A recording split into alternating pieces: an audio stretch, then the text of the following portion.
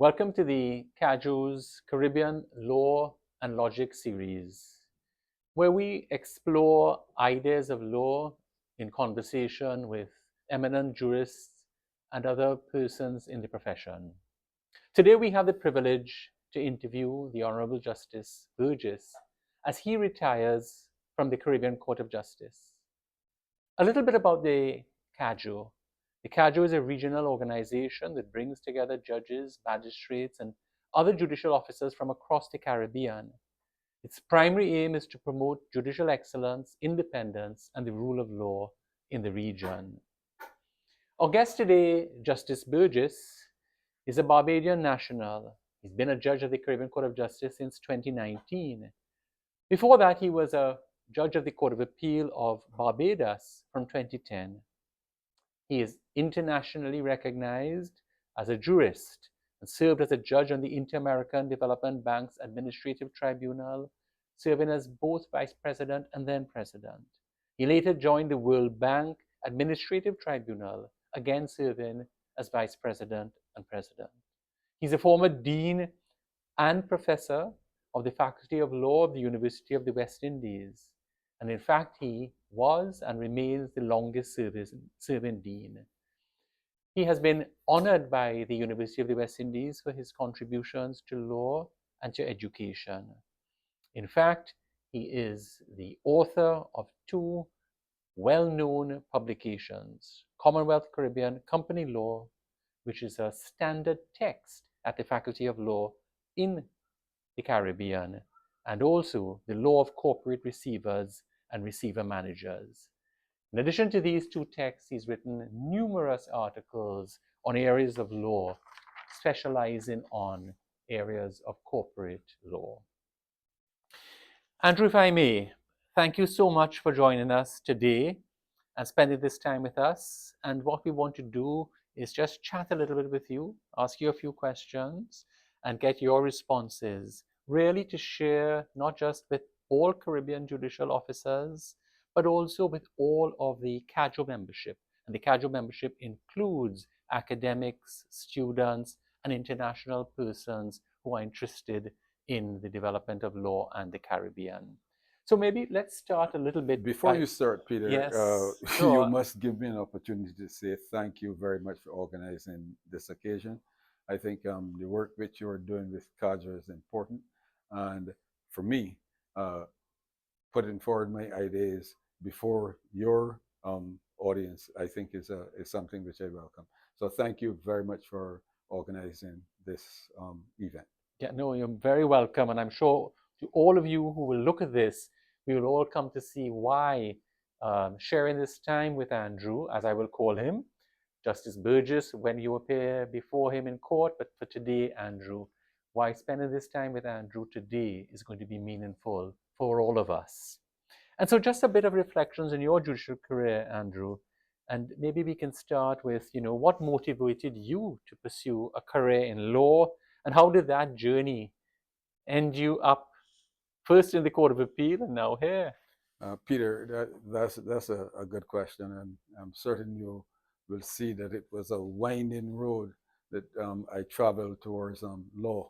First of all, I'm from a country district in Barbados, and at that time, the legal profession and the medical professions were the only professions that meant anything to us youngsters. So I started out thinking I would love to become a lawyer. But when I got into sixth form, I studied French and came across the French philosophers like Camus, Henri, Sartre. And after that, I thought of myself as being a revolutionary. You wouldn't believe it, but that's how I saw myself. And actually applied and was accepted at Howard to do a degree in political science, philosophy, and sociology. My dad at one point in time looked at me and said to me, now after you finish that, how are you going to support yourself and anyone else that may join you? So as luck would have it, the Faculty of Law had started in Barbados in 70. And this is 70 when I had the conversation with my dad. So I decided, okay, I'll apply for the Faculty of Law. And I was accepted in the Faculty of Law. And that is where my legal journey started. But So, if I may interrupt, so that if you had yes. gone to Howard, you may have ended up not at the CCJ, but in a prime ministerial position somewhere. Well, I wonder. Now, the thing about it is that I toyed with politics in 1986. The late Errol Barrow was trying to interest me in contesting a constituency in Barbados. I have to say to you that if I had won, I would have not lasted very long in politics, because politics was not, it involved intrigue, which I didn't feel comfortable being a part of. So I would not have, succeeded in politics. It just didn't appeal to me. Yeah. So you're telling us about your journey. So Oh you yes, got into my the journey faculty. continues. Yes. My journey continues. So I finished my degree in law at CAJO, and was planning to come to Trinidad immediately after completing my LLB. Unfortunately, or fortunately, I got involved in an accident and got both my legs broken. So I ended up at the hospital. And Professor Carnegie, who was the dean of the Faculty of Law, came to visit me on one occasion and said to me, well, you can't go to Hugh Woodin Law School now. So will you do a bit of teaching in the Faculty of Law? So I thought that was not a bad idea, and I went to the faculty, first as a tutor, and then they offered me a contract as a lecturer. And I spent the next over 35 years in the Faculty of Law. But isn't it interesting in life? Because we look at the end point, and we don't appreciate the nuances in the journey. Isn't it interesting in life how an accident turns into a career? I couldn't agree with you more, Peter. I wouldn't, if I'd gone to St. Augustine, to Hugh Woodin at that point in time, I wouldn't have met my wife. My kids would therefore not have been. Yes. And that's perhaps the most important things in my life. I would have gone into private practice. Perhaps I might not have met you. Yes, yes. And the other persons in the Caribbean Court of Justice. So I agree with you. I mean, these things which we view as just accidental could very well be sprained from a deeper purpose, but I don't want to get involved in that. But I think it's important, because some of the people who are going to look at this are going to be young professionals in the legal profession and otherwise, and we all go through sometimes stages in our career where we think, I'm planning to do this, but it isn't happening, and we could become a little, maybe even depressed. Yes. But I think stories like this that demonstrate that sometimes the way life unfolds, what starts off broken legs, to be something that is, oh my goodness, bad news, can bear such good fruit. Yeah, well, just I don't want to prolong this discussion, but just to say to you that I'm satisfied, and I've said to any person who would listen to me, and not a lot of persons listen to me, but anyone who would listen to me, I would always say that the greatest thing that ever happened to me was having two broken legs and not being able to come to Trinidad when I, intended to come to Trinidad. Yeah, very, very interesting. Thank you so much for sharing that with something that's intimate in your life. Thank you for sharing it with us. So you end up in the Court of Appeal, and maybe just to spend a little time on that shift from a career in academics as a teacher with students. What attracted you or motivated you to want to make the shift onto the bench and, of course, to end here at the CCJ? Excellent question. Excellent question. Now you have to remember the time at which I went to the Court of Appeal in Barbados. Uh, I was in my 60th birthday. Uh, within the university, I could have continued for 5 more years. But the point is that I had been writing about how law should develop, how jurisprudence in the region should develop for all these years. I mean, over 35 years I was involved in that. Now, so an opportunity arose to actually attempt to develop jurisprudence. And so at age 60, I was ready for the Court of Appeal in Barbados. And the reason why I was so anxious is because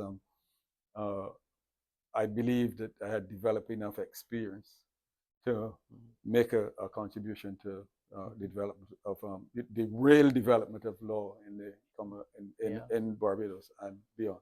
Yeah, I like the way you talk about, the real development, because one of the things that we quickly come to terms with as judges is that the work we do affects real people and real lives, So if we shift focus a little bit and we think about you're at the point of retirement, just about retiring, if you have to now look back at your judicial career, could you share with us what, given the transition, and you shared with us why, what would you say are some of the defining moments, whether in the Court of Appeal or the CCJ? What would you say are some of the defining moments for you of your judicial career?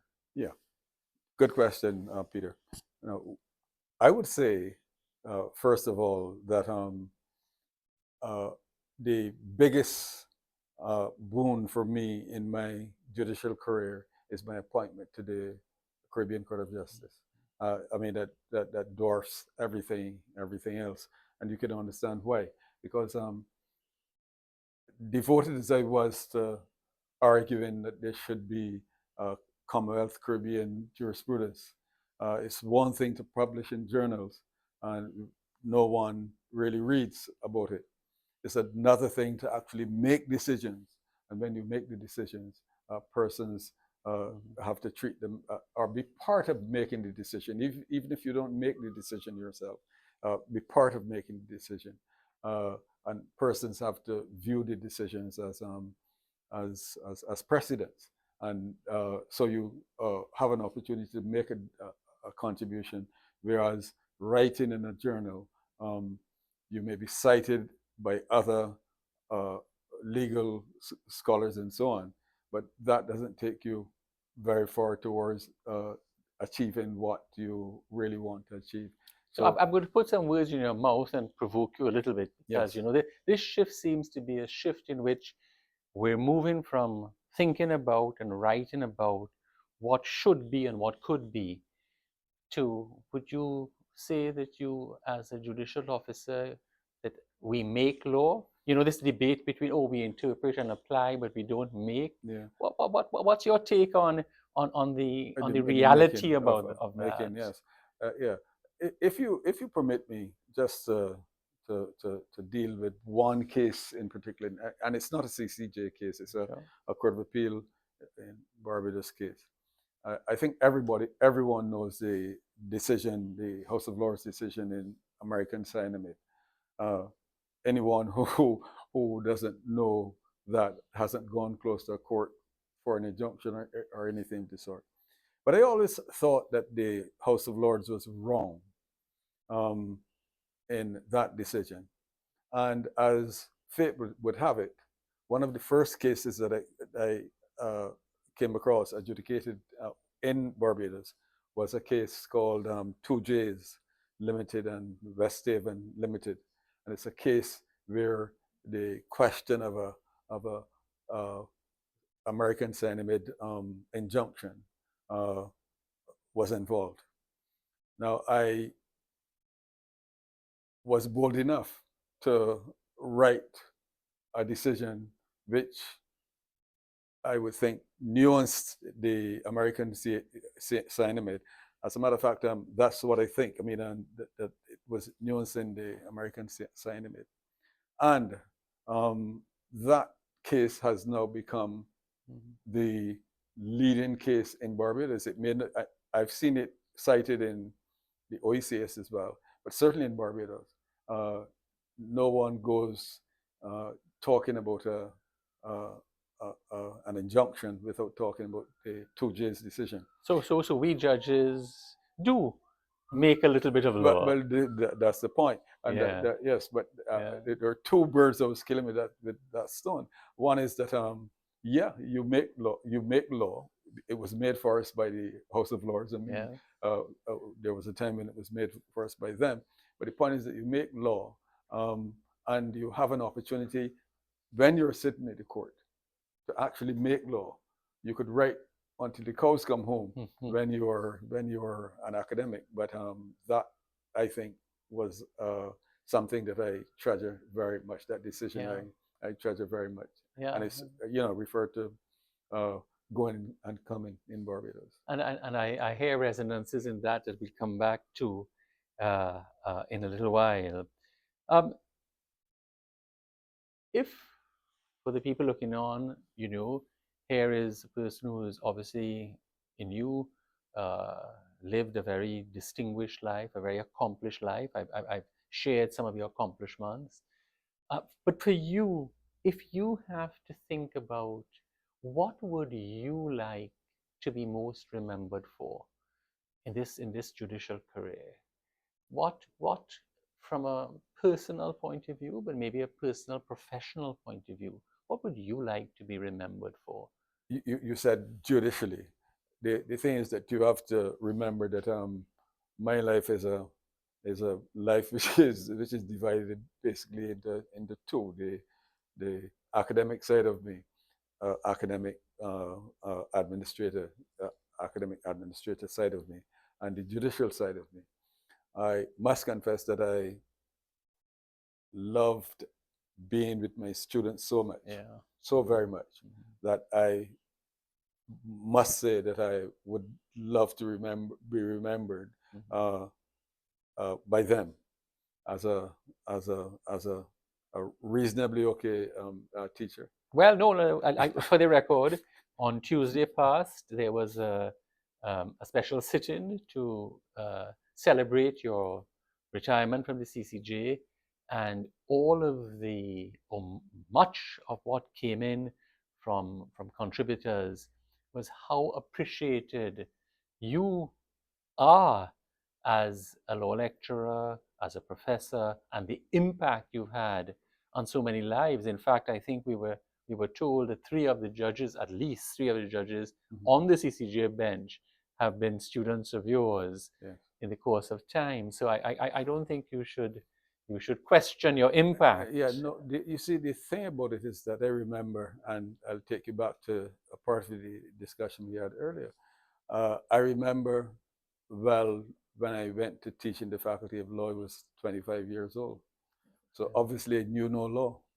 So my students like the late Jeff Comerbat, and the now Chief Justice of Barbados, Leslie Haynes. I remember learning so much law from them. They thought they were learning from me, but I learned so much law from them, and generations, Peter, generations of students. I must confess that they may be surprised to learn that I was a student and they were, I benefited so much from them. But so to see so much of them who, argued with me and who discussed with me, to see them at the top of the profession in the judiciaries in the region and so on, gives me tremendous pleasure. And I would, if there's anything I'd love to be remembered for hereafter, is a person who tried to be a legal educator. That's basically. Well, I for myself, I don't think there's any question that Andrew will be remembered for a long time as one of the most outstanding legal educators in the legal field, anyway, in the Caribbean. But it's a nice segue into what I want us to invite us into now, and because you've said there, you see, that even though you were in the role of lecturer, that you were the student. And one of my experiences of you is what I call your judicial learner's mind. And it's something that has impacted me personally very deeply and struck me that you have this continuous learning approach to the work that we have done as judicial officers. And so let's maybe shift a little bit to talk about legal reasoning and legal philosophy, and to ask you a few questions around that. When you come to deal with what we call complex or novel legal questions, share with us what processes or what approaches you deploy. Yeah. Well, you see, you said complex legal questions. Uh, they, in my respectful view, can occur in two main guises. It could be complex because of the legal situation, the legal circumstances, or it could be complex because of the law which is involved. You could have a very complex area of law, or you could have a complex situation to which you have to apply the law. Now, uh, in terms of a situation which is factually complex, that is one where one has to be extremely careful. This is, well, certainly working with judicial counsel in the CCJ and to a certain extent in Barbados. This is where you relied heavily, very heavily on your judicial counsel to help you unravel you're in a court of record, so you are not, you can't try the case yourself, but you have to do as best you can on the facts which are there. So that's a very intense exercise as far as I'm concerned. The easy exercise, which I mean, you may think you may not agree with me, but the easy exercise is where the law is complex. Okay. Where the law is complex, one has the opportunity to reflect on the law, to look at the great judges who've spoken about it, go to the text, the leading text, and so on, and one attempts to unravel it. And yet again, this is where judicial counsel come in as well. When you're in university, it's the research of the research officers or so. But having discussions, certainly from my perspective, having discussions with those that personnel, the judicial counsel and so on, is a very useful way of testing your appreciation and understanding of what the complex legal principles with which you're dealing. So it, for me, uh, whenever we are dealing with a complex legal question, as you put it, um, one has to see first of all the nature of the complexity. Is it a factual, circumstantial, or is it a one of principle and jurisprudence? And uh, I don't want to bring tales out of school, but you and I have had discussions in respect of these kind of things. I mean, uh, and I think that the more one discusses these things, the better one knows whether one is right or wrong. And the more one can become confirmed in one's wrongness or rightness, as the case may be.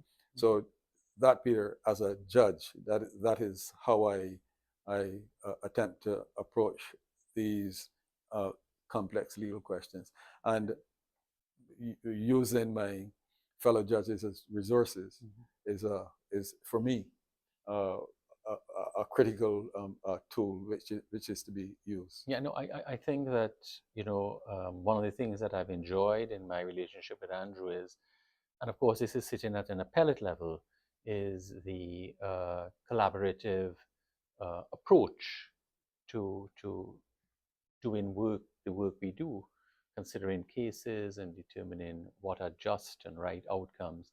But I think that even for trial court judges, just because some of the people who are going to be looking at this would be first-tier judges who are not at the appellate level. I think that, you know, creating opportunities and having a few relationships with judicial officers, it could be at the same sort of tier as yourself, or maybe even otherwise. But creating a few relationships where you can have conversations. Because I think having the opportunity, as you and I have enjoyed and done and practiced, to talk about an issue really helps you even understand your own thoughts. Yes. You know, so no, I think that's Yes, and if I may, Peter, just of course. quickly, you gave some advice to the younger judicial officers, and I think that's very important advice. I just want to underline it, which is that there's nothing wrong, absolutely nothing wrong, and everything right about discussing not necessarily the case. You don't want to divulge confidential information and so on, but certainly finding some person to discuss it with. As you said, you learn so much from doing that, and certainly in my career, such as it has been, this is something which I find to be true not only in the judicial circles, but certainly in academic circles as well. And I think it's good advice, because you can, the law is open and you can talk about a legal principle without disclosing the factual nuances. Yes. And I don't think there's anything unethical about that. In fact, I think there's everything good about that once you draw the line a little bit. Yes. You know? If you had, just to pin you down a little bit, Andrew, 3 key principles because that you have kind of used or deployed consistently over your judicial career when it comes to, say, approaching statutes and statutory interpretation, what would you say are, looking back on your career, have been the sort of dominant principles that you have found most useful? Okay, you say statutory interpretation. Yes, or the interpretation of law, but whatever Okay. you would like to share with us about. Yes, this is something which I've thought about and have been thinking about for a number of years. One of the things that we have to remember is that we are operating in the West Indies. We are coming from a colonial background. I mean, as far as law is concerned, that's what we're coming from, and we don't have a legal system which has the kind of history of the common law. The common law is from 12, what have you. So it has been existing for centuries. And this is what has been bequeathed to us. This is, so we have this system, but we were never really the actors in this system. We were merely, we got decisions, got whatever was handed down from by the English courts, and we followed it, we applied it, we followed it.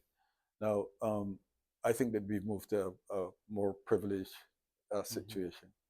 I think that with our independence and the independence of our courts and so on, that we are in a position to develop the common law. I mean, I think that we may have a little bit more to say on that.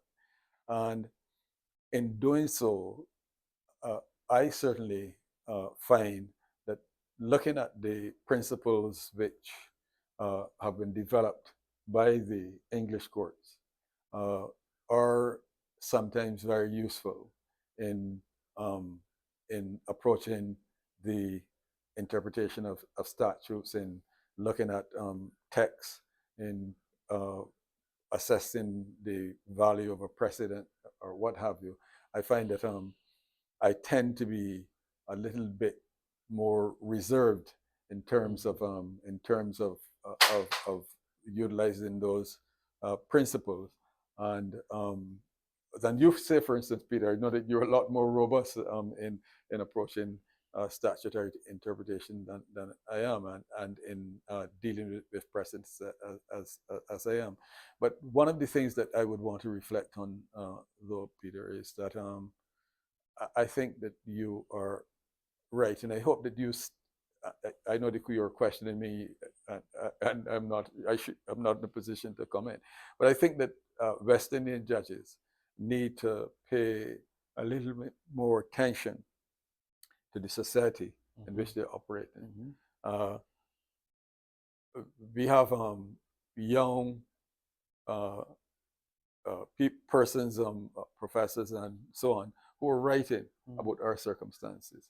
Now, they obviously will not have the eminence of a Chitty on contract law or McGregor on damages and those kind of things. So we are not going to find those kinds of examples. But we do have persons who are writing. And I think that in developing our law, we need to find some way of accommodating the views of these academics and what I'd call writers of the law rather than judicial officers. I find that good because for a society in real development, post-independence, what sources do we look to? And what I hear you saying is that in addition to the traditional sources, let's look to, for example, Caribbean academics who are reflecting on these issues and writing. And I think we can do more of that, but I think we're beginning to do some of that. Social context seems to be behind the scenes, as it were, in what you just said. And so let me ask you maybe what... Just before you ask that question, Peter, just to underline the point you're making, the Privy Council itself, recognized that the local circumstances rule existed from time Adam was a boy, so that we have to but we are shy about it. We are shy about it. Yes. We need to remember that this is our local circumstances. That law is not something which abides in the sky.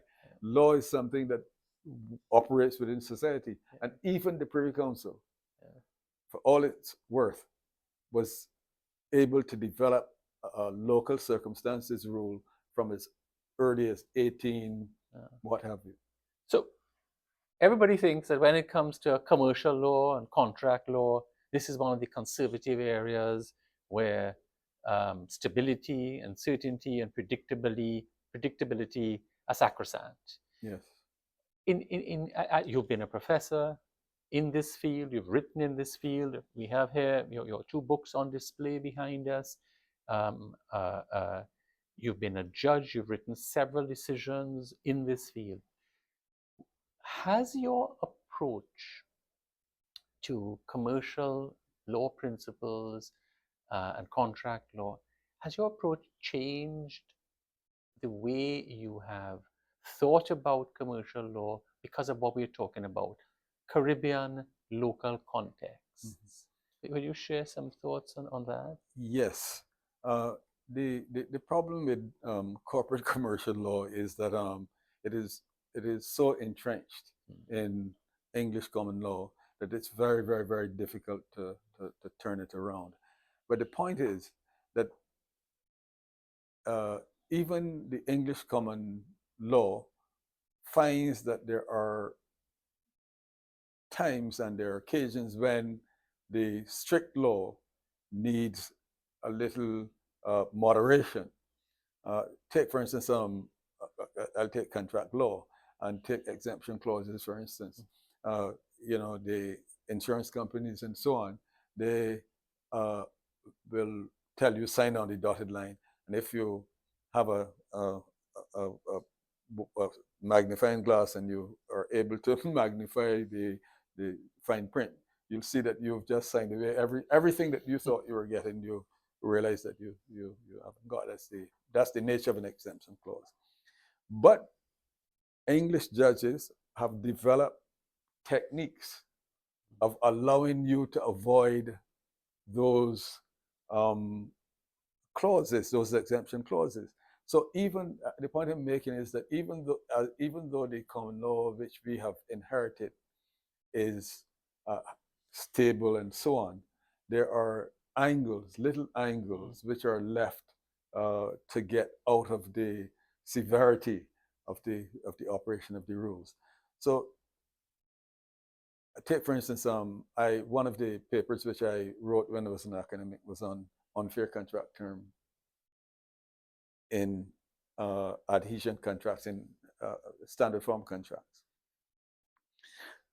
That study was looking at the common law to see what angles one could extract from the common law to find fairness and justice for persons, consumers, and so on. So that is what occupies me. It occupied me as an academic. It occupies me as a judge. Yes, it's going to be difficult, but you will find what can I find? What angle can I find to use? You remember in Blairmont, a case where you and I sat on in Blairmont, and we had to look at a term in a contract which looked like a wicked term. It looked like a term that we knew we had to get around. The device of the innominate term. And I have to give it to you. You were the first person who, in my experience, who saw the use of this as a tool for future use in terms of looking for fairness and procuring fairness for persons in a contract. So, okay, so you raise the question: how do I, as a corporate commercial lawyer, how do I deal with the preponderance, as it were, of the common law? That's my angle. The thing is, I'm not as radical as some people I know, but I look at the law has developed, and if there's any opportunity whatsoever if I can find whatever angle I can find, that is what I will latch on to ensure that fairness prevails in the transaction. Yeah, and it belies another question that I was going to ask you. What are some of your underlying ideologies that you bring to bear as a judicial officer? And you've already touched on one. When you say fairness. Yes. Fairness. Yes. As a fundamental principle that drives you, the way you think as a judicial officer. So would you agree that for you fairness is one of the core principles, and if so, are there any others that you would like to share with us? Yes, I think you're right. From as a West Indian trained lawyer, it's difficult. And as a man who grew up in a West Indian society where the law wasn't always, and perhaps even now, isn't always friendly to certain persons in society, the law was there to ensure that persons within society behaved in a certain way. Now, obviously, studying law and researching law, one could not help but recognize that fairness had to be one of the leading lights that one would follow in approaching law. So I agree with you. Fairness and justice are two principles which inform all of my writing. If you look at my academic writings, most of them are tending to this question of fairness and justice. There's one occasion when I did a case in Barbados, a case called Ward and Walsh, and it was appealed to the CCJ. The CCJ upheld me on the hard law, but when it came to I thought there was one part of the judgment where some person, one of the contractors had done some work and so on, and I thought that I would look to equity to see if I could find an equitable compensation for the work which the person had done. I was castigated by Sir Dennis Byron, who is, as you know, excellent jurist, and he was right. But there was I left hanging, but looking for. I knew it was wrong, but looking for an angle and hoping that the CCJ would have upheld me, and thereby, we would have had another mechanism which we could use in a situation where a person has obviously contributed to the development of property or what have you, but did so in the wrong. So, and it's interesting because one of the things that has always struck me about you as a human being is that you are basically a person who thinks about the other, cares about the other's well-being, and in your day-to-day living tries to empower and encourage and protect others.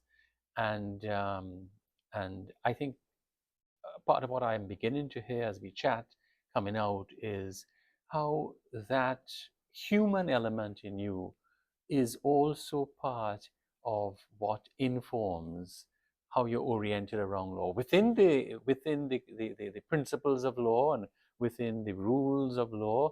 But there is this impulse to fairness and to justice, which is very, very interesting. Let me ask you to just throw your mind into the future a little bit and a little bit of imagination, maybe. Do you see looking into the future, any significant changes in development in, first of all, commercial law, contract law that you kind of see on the horizon? Where the law is on the verge of a shift, maybe. Do you see anything like that? Or if not in commercial law, in any other areas of law, any kind of breakthrough areas that you sense are coming?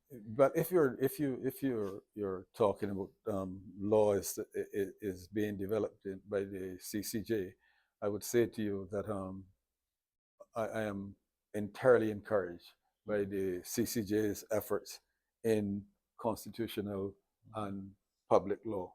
I think that because the system is not overburdened by common law when one is dealing with modern West Indian constitutions, the court has a lot more latitude to import its ideas into the making of West Indian constitutions. And I think that, I don't want to specify any judgments as such, but just as a general principle, and as a so-called student of West Indian jurisprudence, I can say to you that from my perspective, I am very heartened by the court's developing of our constitutions. And I think that this augurs well for the future. But Andrew, there are naysayers who say this is an activist court. This court is sort of overreaching, Leave that for Parliament. Don't go too fast, too far. How do you? What are your thoughts on that? My thoughts, Peter, is that I'm not going too far, too fast. Right. I mean, Yes. if I had to describe myself, that's how I would describe myself. Yeah. But this is in certain areas. Yes. When you're dealing with something as fundamental as constitutions and something which is which has a history, this thing is coming with a history. It's not coming, without all the things that went with our societies as they labored on the English colonialism, and one doesn't want to sound political, but at the same time, one lives in a society which is a real society and which is emerging from a certain history. And I think that a court like ours, which does not recognize the history it's coming from, on the basis that you said going too fast, too far, Mm-hmm. I, I think that that would be very wrong. Now, on the other hand, I think that the common law is ponderous. That's how I would refer to it. And for me, I think that the court has to develop the common law for our people, but it has to develop it very cautiously. Yeah. Very cautiously. A more incremental. It's more incremental. So, yes. Yes. And the other thing as well, Peter, is that the common law system, which we have been handed down, depends upon case law. Yes. And there are so few case laws, cases which we are deciding, that we have to be very careful that every time we decide a case, the case does not create dissonance, because you do not know, we do not know when the next case will come along that we can correct, that we can correct it. So from my perspective, I think that in the original jurisdiction, in relation to constitutional and public law, I think that that our courts are very well positioned to dictate the pace at which these things happen, because of commercial interests and so on. I think is a little bit more difficult in terms of in those terms. And if I may quickly say, because I'm remembering the case of Lalushan, and I'm remembering how we, in that case, how the court in that case attempted to recognize the happenings of the realities of our society, and write the law in such a way that it recognizes the reality of our situation.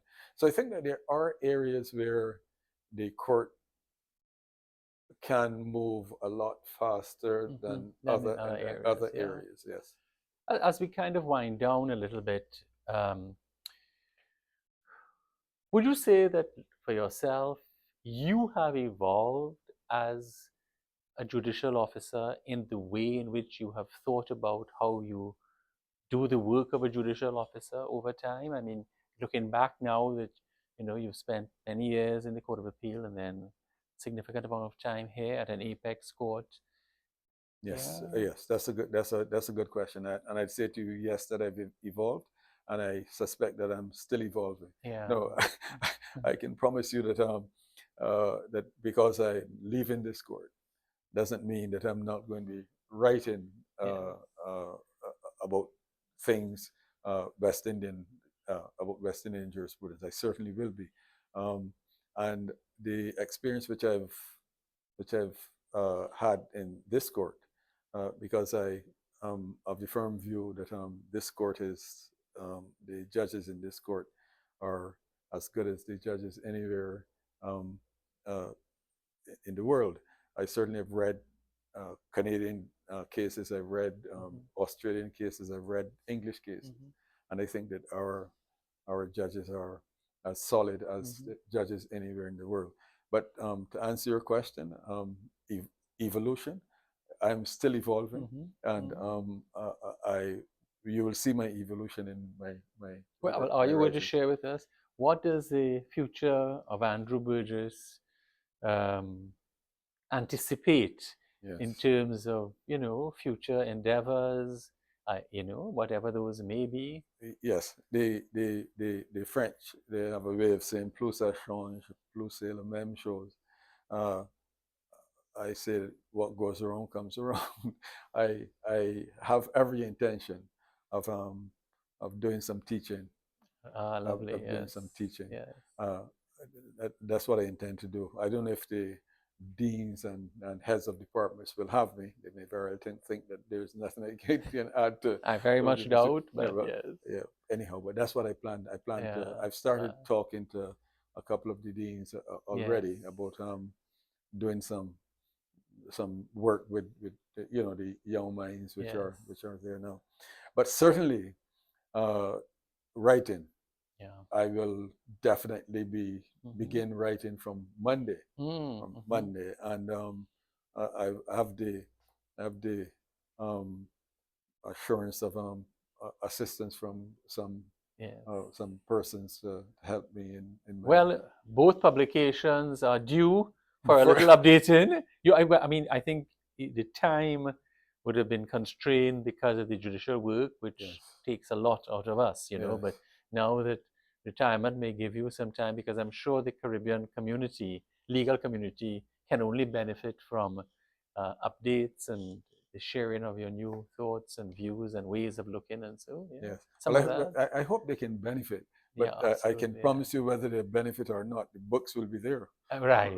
So, So so you're so thinking about doing some updating. definitely, Good. definitely, Yes. and rewritings. And rewriting. Yeah. Yes, Yeah. Yeah. the book on corporate receivers and Mhm. receivership. Yes. What I plan to do is to completely revamp that. This is the first The first book, book, right? yeah, Yes. completely revamp that. Right. I will update Yes. for the time being, but what I'm hoping is that within the next 2-3 years that to rewrite the book on company law completely. Okay. Yes. Yes. Good. Good. Yeah. So, looking into the future, young or new attorneys, new judicial officers, any sage advice to them? Maybe focused on maybe their careers or how they develop Caribbean law or anything looking Yes. into the future. What do you say to them? What I'd say to young um, students, young lawyers, young judges is that the most important thing is to recognize that hard work is going to be involved. Mm-hmm. You have to, one has to be prepared to um, to do the hard work. Collaboration, I think, Mm-hmm. is something which is crucial. Uh, you must not afraid to be wrong. Mm-hmm. You That's something you've said to me from the time that we've known each other at the CCJ. yes, It's one of the things I admire in you, your courage in the sense of, this is what I think, this is what I have reasoned, and the preparedness to put you down. yes, yes. Yeah. I think that for Yeah. young students, young attorneys, Mm-hmm. young judges, that is crucial. You have to have the courage of your conviction. Yes. But critically important is that you must be prepared if there's a superior view to say, I'm wrong. I think you're right, and I'm gonna go along with the view which you're exposing. Which is what we call judicial humility, which is Yes, a sort of intellectual humility, yes, which yes. is That's a crucial trait which persons must have. I mean, you have to be prepared to listen, to see the weaknesses in your argument. But hard work is very important, as you will know. Yeah. No, good. Suppose you had gone to, was it Howard or Brown? No, Howard. Howard. Any, as you look back, any reminiscing about, maybe, but maybe more importantly, what I want to ask is, do you see that impulse to political science, which even if it didn't philosophy, more than yeah, do you see that impulse, even if it didn't come to fruition in that context, has continued to live on in you and inform this whole life in the law and this career as a judicial officer? I think so. I think it does. I mean, the interest in pursuing law and looking at jurisprudence. I mean, if quite a lot of what I used to write had as the backdrop jurisprudence, which is another form of philosophy. Even now, in writing judgments, at the back of every judgment is a philosophical position. So I don't know that doing pure philosophy would have fed me. and my family. But but but it feeds but the way you think and do your work. it feeds the way I write and the way I think, Yeah. and I think that that's a good place for it to be. Yeah, and it's a good place for us to end because it's something that I have experienced in my professional relationship with you. That at the end of the day, Andrew, the academic, the professor, the judge, has been very deeply Andrew, the philosopher.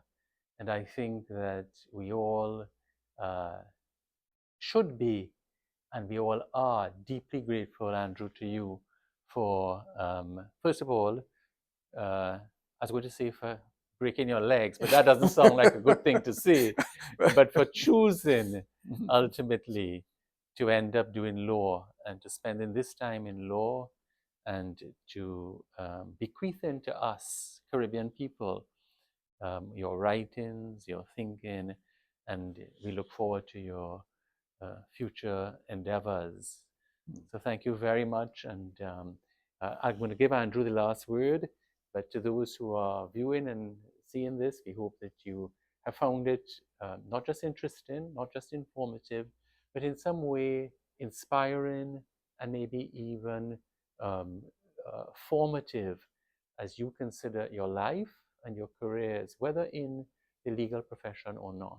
So Andrew, I'm just going to ask you to speak to your viewing audience and share your last thoughts Yeah, about well, anything. my last thoughts are these. I'll thank Peter very much for organizing this interview. I think that the idea of having these podcasts is an excellent idea. The thing is that just to share with you that I knew Peter a little when he was at Cave Hill, but I knew more of Peter when I was writing this book on company law. Peter had delivered a judgment in the High Court. He was not even a judge of appeal at that point in time, and I cited he's cited in that book um, fairly extensively. I mean, for work which he did on company law. A lot of persons might not know that Peter has those pretensions, but the thing about Peter is that he's an excellent lawyer. And when I think of Peter and the other CCJ judges that I worked with over the last couple of years, I have to say that I think that Commonwealth Caribbean jurisprudence is in extremely good hands. And I can only wish CAJO and the CCJ all the best in the future. Thank you very much, Peter. Yeah. So thank you all very much. And thank you to Andrew and to all those who have made this event, this recording, a success. Thank you all.